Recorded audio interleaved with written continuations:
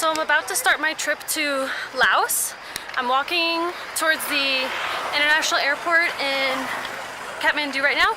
I hopped on a bus from my hotel and I'm on my way. My flight leaves around 10 p.m. A layover in Kuala Lumpur, another layover in Bangkok, land in a northern province in Thailand.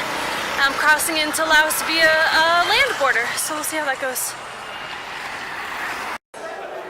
How would you get past security, huh? Are you carrying any flammable liquids? Do you have a checked baggage? Where's your boarding pass?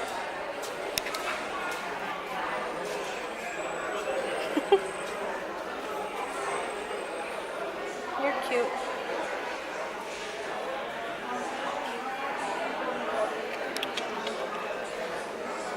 Come here.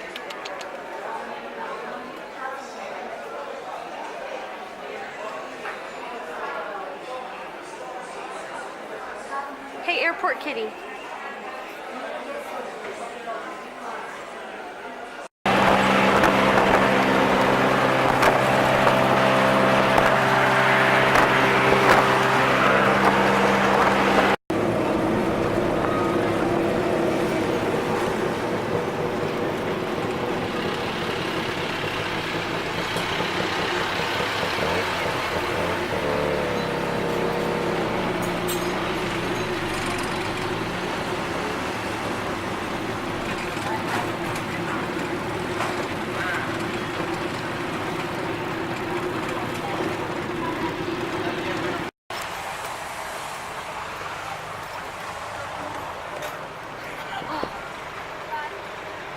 Cô chiếu mày Ching Kong. chiếu không? Chiếu không? Hiểu bảo á?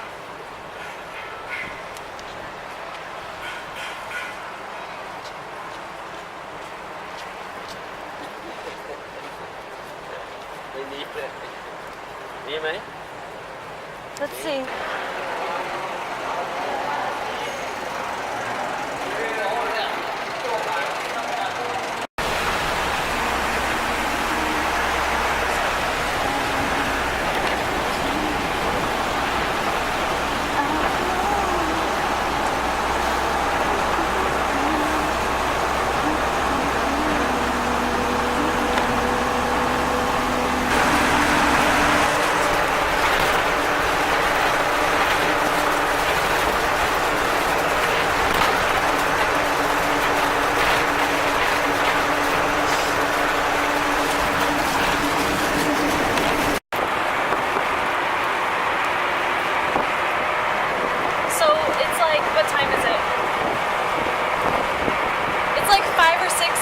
We just crossed the Laos border and now we're heading into like downtown, some town for like a hostel for the night.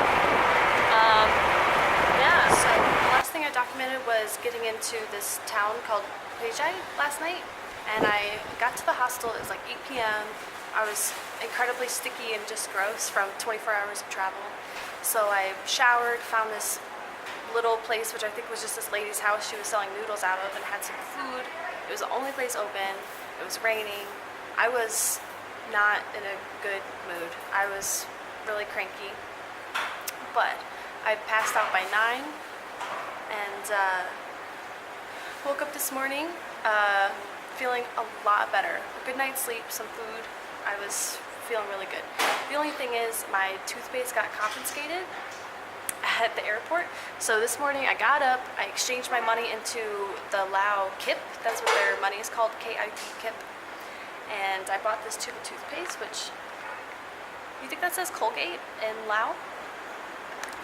And I found this little place that said coffee and bakery, and so I'm sitting here, I ordered a sandwich and some coffee, and I think it's going to be a good day. I'm going to explore around this town, Huizhai, a little bit today, so here's a look.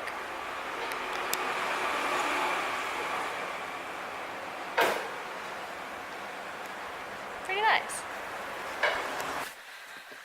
Okay, so I wasn't even gonna put this part of my story into the video, the blog about Laos, but a friend of mine pointed out very rightly, I think, that I should be honest about what it was like traveling alone as a female.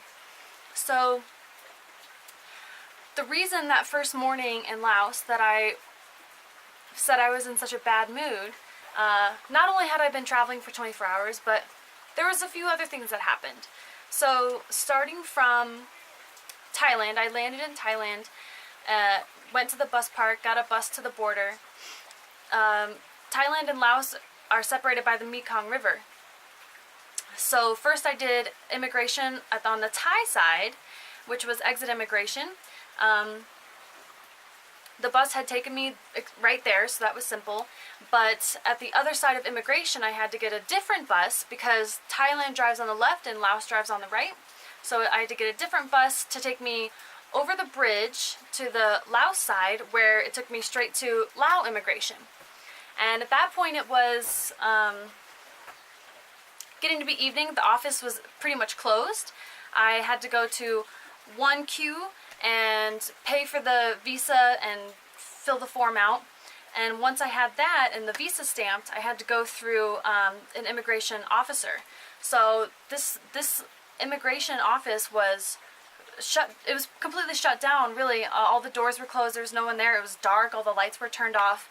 And I stood there at the desk for several minutes before an immigration officer even came around. And so I was just alone in this dark office. And this guy came up. He was like, you need your visa checked? And I said, yeah. And he takes my passport and starts looking at it and kind of starts looking me up and down and smiling. And he's like, oh, so you're alone. Your visa's only for one. I said, yeah, I'm alone. And he started laughing and smiling. He's like, oh, you shouldn't be alone. He's like, maybe you should be with me. Maybe we should travel together, and saying all these weird things. And I just kind of like, haha, like awkwardly laughed it off. But then whenever I reached to get my passport back from him, he didn't give it to me. And he just kept looking at me and smiling and looking me over. And yeah, wouldn't give me my passport back, and saying all these things about how I shouldn't be traveling alone and how I need a friend, a male friend. So I'm looking around, and he did it too. He looked around. He made sure the coast was clear before he started doing what he was doing. And I'm looking around like, what am I gonna do? Luckily, this Polish guy, another solo traveler, had finished the queue and gotten his visa and came up to the immigration desk to get his visa checked too. So as soon as that guy came up behind me to get his visa checked, the immigration officer quickly handed me my passport back, let me through, and I was good to go. So I'm waiting on the other side of immigration, and that immigration office is on the other side of the bridge, and there's just jungle. There's no town. The only town, Huizhai, is several miles up the road. And so I'm looking for transportation. And then the Polish guy gets through, and he and I were able to get a little tuk-tuk up to the village. And so pretty quickly, this Polish guy, who at one moment was my savior, became kind of the same problem, because he started telling me that he didn't have any plans in Laos, and originally he wanted to go to Myanmar, and now everything was messed up with his trip plans, and Laos is just this plan B that he's on, and he doesn't even have plans for where he's going to stay tonight. And I said, well, I already made a reservation at a hostel. I'm sure they'll have another bed available for you. So it was harmless enough, and we get to the hostel that I had a reservation at, but the guy who's running it says, he's like, we're actually booked up on the hostels. He said, I actually put you in the family room that's open at hostel price, because I got booked up with a tour group. And the guy was like, well, I guess I could put this gentleman in the same room as you. So we get to the family room, and it really is, it's like a hotel room. It's just two twin beds, technically separated, but not by much, and a shared bathroom in the room. And I was just like, not wanting to share a family room with this Polish guy who was already starting to weird me out. Just his mannerisms and the way he talked, and he was obviously in a terrible mood. Like, he did not want to be in Laos, was really, really upset about his whole trip being ruined, or his plans being ruined. So he was pretty pissy and grumpy. And as soon as we got in the room and the manager shut the door behind us, he went to the bathroom and took a humongous dump and clogged up the toilet. And he was like, "You don't want to go in there." And I was like already traveling for 24 hours. All I wanted to do was take a shower. I was so sticky, gross. I wanted to get out of these gross clothes. And all I wanted to do was take a shower. And he stunk up the whole bathroom 30 seconds after we got into this room that we had to share together. And I was pretty upset. And he kept talking to me about my plans in Laos. And I started not wanting to tell him what I was planning on doing. I'd already told him that I was going on the boat ride. And so he asked me a little bit about that, about, oh yeah, a 2-day boat ride down to Luang Prabang. That sounds nice. And we went and got food together. We found some noodle place and got food together. I had to go with him because I had paid for the taxi ride we got with my last money. I didn't have any more money, so he was paying me back by buying me noodles. And he found this bar that was playing music and wanted us to go get drinks together. I was like, dude, I want a shower. I want a shower and I want to go to bed. And so we went back to our room, and he starts talking about our plans next morning. He's like, yeah, so maybe let's get up in the morning, we'll get breakfast, and we'll go buy our boat tickets. And I'm like, our boat tickets? Like, I don't want to travel with this man. Like, the whole point was that I wanted a few days to travel by myself, and he's including himself on my journey. That's exactly what he was doing. And so my last words before I passed out, I was like, yeah, sounds good, whatever. But then I woke up early, packed up all my stuff, and I just left while he was still sleeping. I went and exchanged my money. I had the breakfast where the video clip you just saw was from that breakfast, and I just waited. I waited until he left. And once he was gone, he left on the boat. I went back to the hostel and got myself a hostel bed for the night, the same guy, the same manager. And yeah, avoided that guy. So that's what happened. I ran into another traveler from the UK, and we walked up to a temple together and sat in some shade and were greeted by a group of I guess monks in training, teenage boys, and one of them spoke pretty decent English and ended up talking to us. He's asking about the World Cup.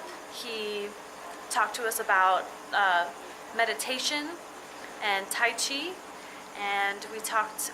He taught us a little bit of Lao language. We taught him a little bit of English. It was a good conversation, and before we knew it, like an hour and a half had gone by. And then went and got lunch, and then it started raining because it is monsoon season, so I took a little bit of a break in the hostel. And after that, I decided to walk around and taste test all of the street food.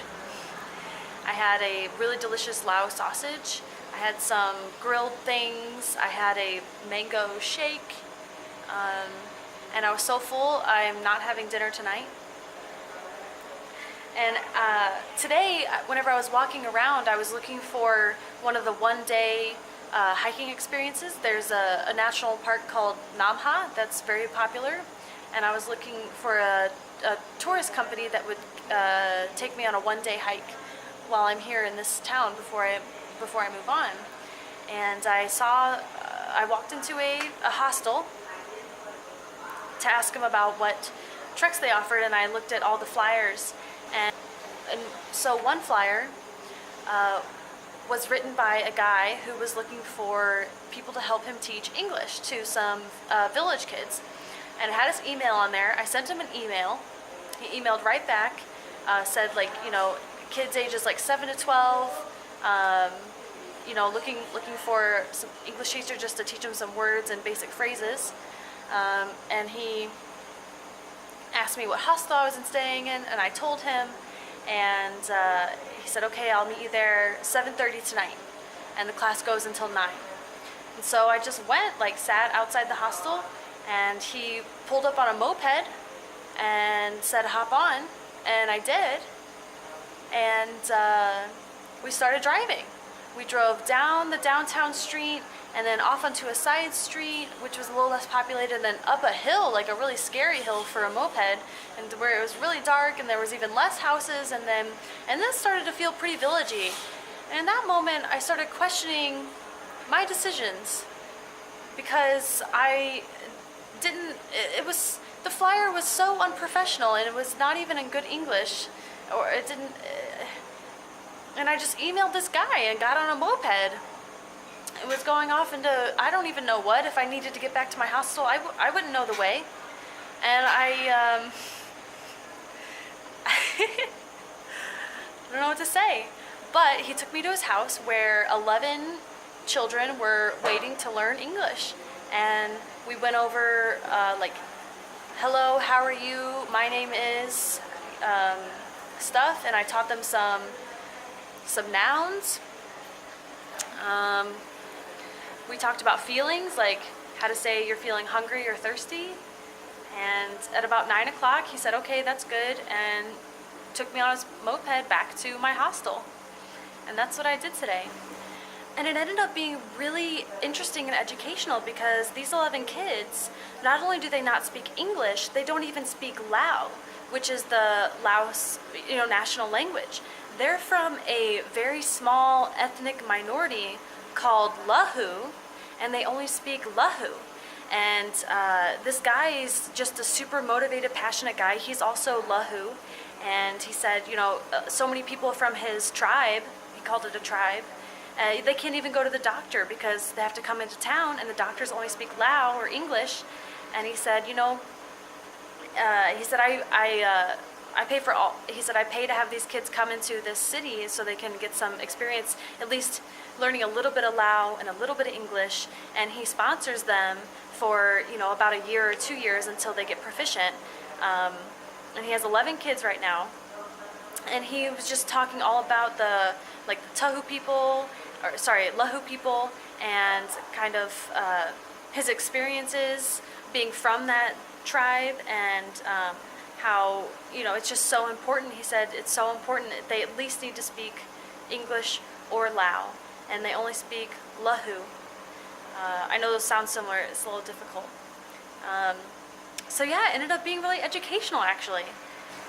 And I just got back, had a shower, still not feeling hungry though, and that was my day.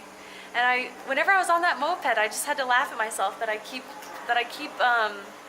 getting into these kind of risky situations. Just yesterday, whenever I landed in Chiang Rai at the airport, I got a little tuk-tuk I asked him to take me to the bus park, because I knew that there was a bus that goes from Chiang Rai to the Laos border. And so I get to the bus park, it's just like 5 buses sitting at this corner, and I'm walking up and I see a bus that says Lao border. And this guy came up to me, he had a fanny pack on, and he said, oh, Lao border, Lao border. I said, yes, Lao border. And he said, okay, 65 baht, and baht is the Thai currency.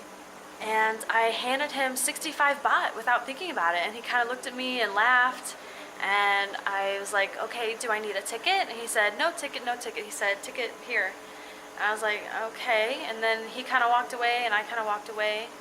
And I was like, I think I just gave a complete stranger money for a bus. Like, I had no indication that he was the bus driver, that he worked at the bus stop. I just gave him my money because he said to. But he ended up being a nice guy. He was the bus driver, and he did make sure that I got on whenever it was time to leave. And, I've been really lucky, basically. So those are my stories for now. I'm tired. I'm going to bed. Good night. And I'll keep you guys updated.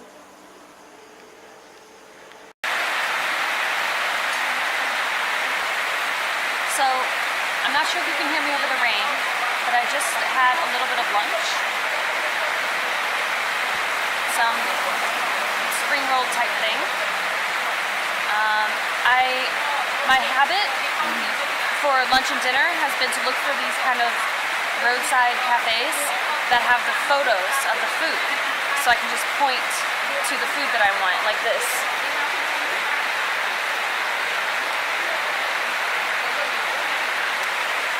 So when I see a place with photos, I usually eat there. And I sat down and ate, and it just started downpouring, which is why I don't think you can hear me, but here's my view.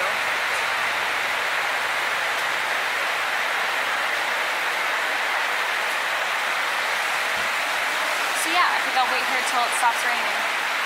Better time, I think like 8:30. You can come down to the boat and then show the ticket and then get seat and going. From Pak Bang to Luang Prabang, you spend your time about 8 or 9 hours. You will arrive there about 4:30 or 5 p.m. But we are stopped far from Luang Prabang, 15 kilometers, the pier, far from in the center. You have to go with the tuk-tuk from there to Luang Prabang and take your easy, okay? Like this, if possible, we need because you arrive there is quite dark time. You arrive there is quite late in Pak Bang today. If possible, we need like this. If you are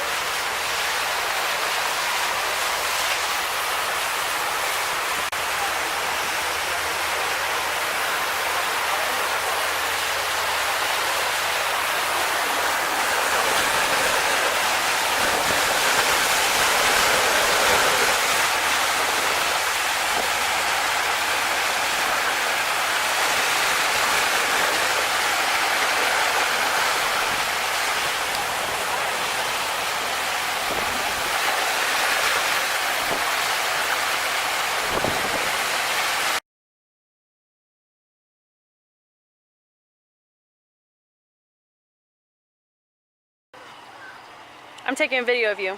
Oh, pouring our whiskey in our... Yes. So it is, what day is it today? Monday. Oh yeah. It's Monday. We woke up at 5 a.m. today and we watched monks getting alms, and then we hiked up to the top of a hill, or not really a hike, it was a walk, to get a good 360 view of this town, Luang Prabang. And now we just bought some fruit juices, and Rocky is spiking it with whiskey now. Cheap whiskey. It was 50 cents for the whole bottle.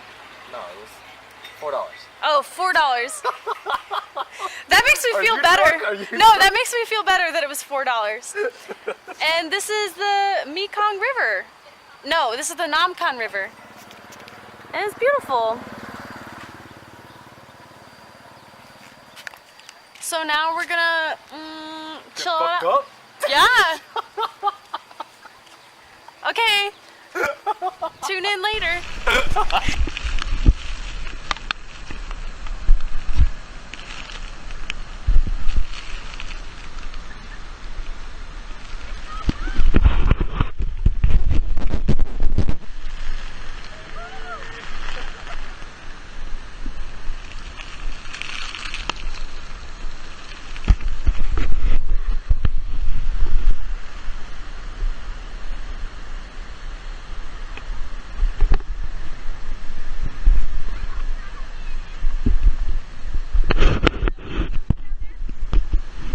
Each other. Look at this stick bug.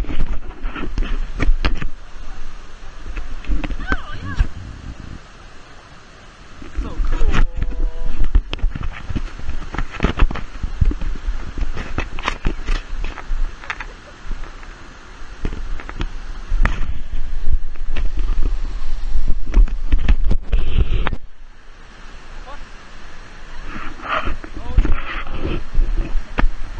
Holy shit, it is cold.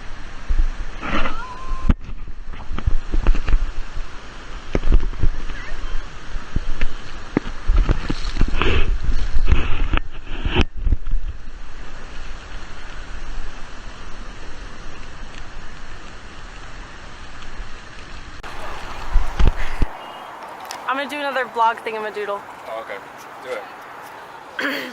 So this is our last full day of our trip. We're in Vientiane. We're having a street food kebab, and this is the This is the Mekong River in the border with Thailand.